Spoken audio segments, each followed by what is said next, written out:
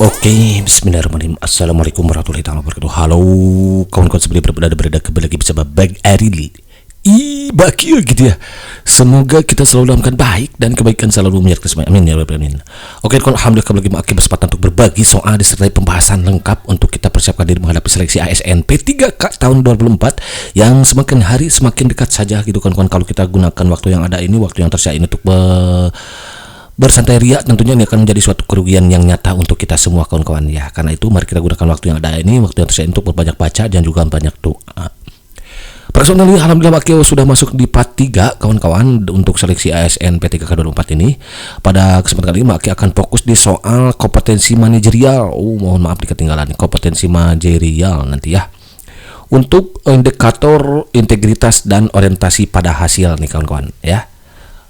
Oke. Ini soalnya Wakil buatkan tentunya sesuaikan dengan kisi-kisi Menpan RB nomor 348 tahun 2024 gitu kawan-kawan.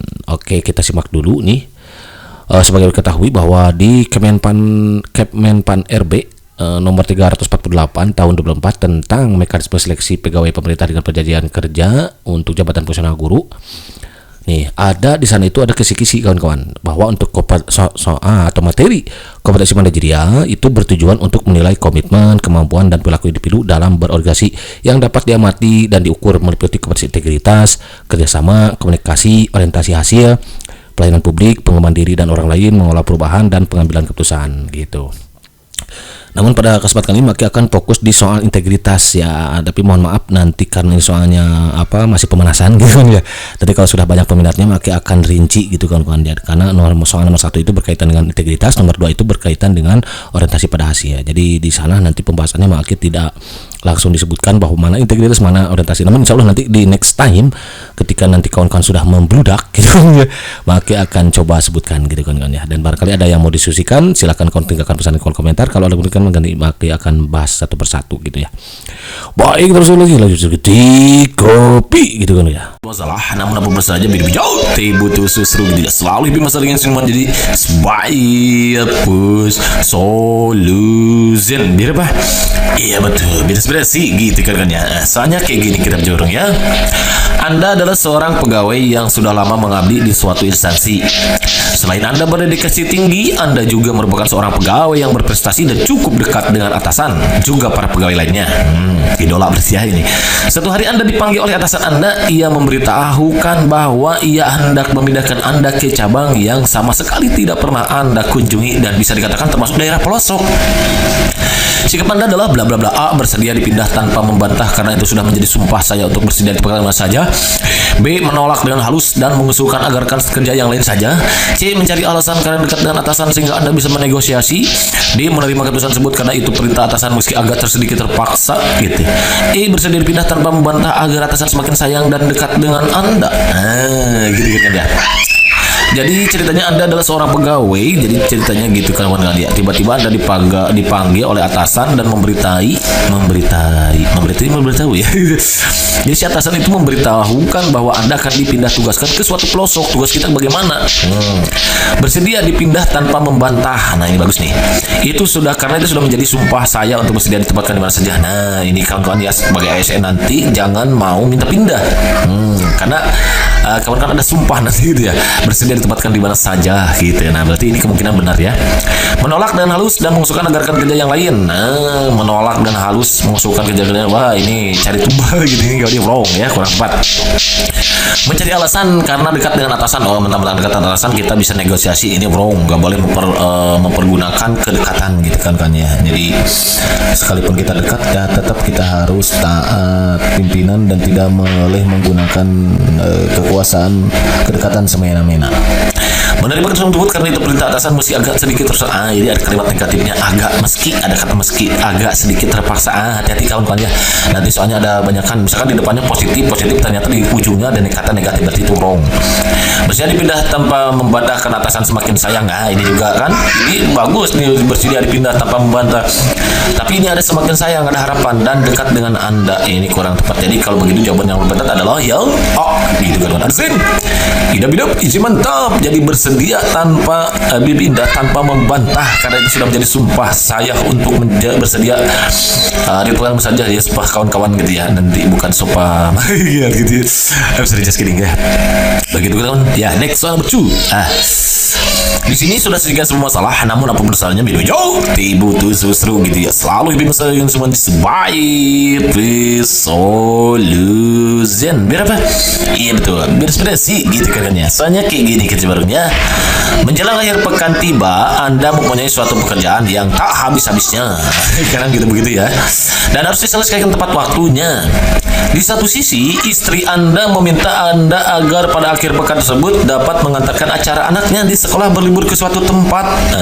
Sikap yang sebaiknya Anda lakukan adalah bla bla bla. A. Menyelesaikan tersebut dengan baik dan teliti agar selesai tepat pada waktunya karena yakin akan ada uang lembur. Gitu ya. Ini bagus sih kodenya, menyelesaikan pekerjaan tersebut dengan baik dan teliti agar selesai tepat waktunya, tapi ini ada harapan ingin dibayar uang lemburnya. Ini kurang tepat. Jadi gitu kan ya, soalnya nanti ada ajakan Batman-nya di daerah sebelah sini gitu kan. Menyelesaikan pekerjaan tersebut agar selesai tepat pada waktunya dengan harapan memperoleh uang lembur sehingga dapat digunakan untuk berlibur nanti. Ada harapan juga. Jadi kita harus tulus kawan-kawan ya, harus ikhlas mengabdi. Pokoknya ya, masalah rezeki itu biarkan nanti Tuhan yang mengatur ya, karena insya Allah ya rezeki itu tidak akan tertukar apalagi kesasar gitu. Ngomong apa semua ya, just kidding. Menyelesaikan tersebut dengan sungguh-sungguh dan teliti agar selesai tepat waktunya tanpa memperdulikan ada uang lembur atau tidak. Nah ini bagus nih, bagus ya. Menuruti perintah istri karena ia adalah teman sejati saya dan menyelesaikan pekerjaan sambil jadi sorry salah ngetik nih. Siapa yang ngetik? Iya, berarti salah lagi gitu ya. Sambil berlibur sehingga istri saya tidak marah.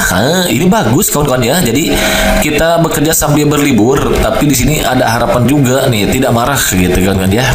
Jadi harapannya tidak isi marah, padahal tinggal dijelasin aja kalau kita ada pekerjaan yang harus diselesaikan tepat waktunya karena bekerja itu adalah ibadah gitu kawan-kawan. Ya kita jelasin aja, insya Allah nanti mengerti istri kita itu, walaupun ya bagaimanapun juga iya memang benar teman sejati kita adalah istri kita gitu ya. Menyelesaikan pekerjaan tersebut dengan susah payah dan terburu-buru agar selesai. Ini yang kurang baiknya, susah payah. Jadi merasa terdolimi kalau begini ya, menyiksa diri itu nggak boleh kawan-kawan ya. Terburu-buru, apalagi itu terburu-buru datangnya dari syaitan gitu ya. Jadi jawaban dapat yang B begitu kan asin. Kurang sekali.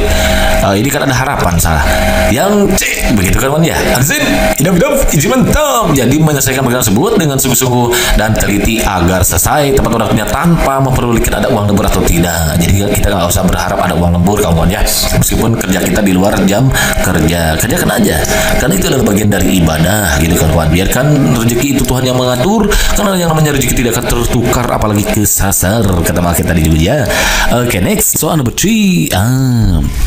Di sini sudah sedikit masalah, namun apa urusannya butuh susru gitu ya. Selalu episode yang say bye peace solution. Biar apa? Iya betul, biar ekspresi gitu kan ya. Soalnya kayak gini. Seorang staf HRD di sebuah instansi menawarkan kepada Anda bahwa Anda bisa diterima sebagai karyawan di perusahaan tersebut. Namun Anda dimintai sejumlah dana agar proses tersebut berjalan lancar. Sikap Anda adalah A. Memberikan dana tersebut asal Anda bisa bekerja di perusahaan itu. B. Menolak tawaran itu dan mencoba melamar dengan cara yang baik, ikut seleksi. C. Mempertimbangkan tawaran itu. D. Melaporkan ulah HRD itu kepada pimpinan perusahaan. E. Menerima tawaran itu toh tidak ada orang yang tahu.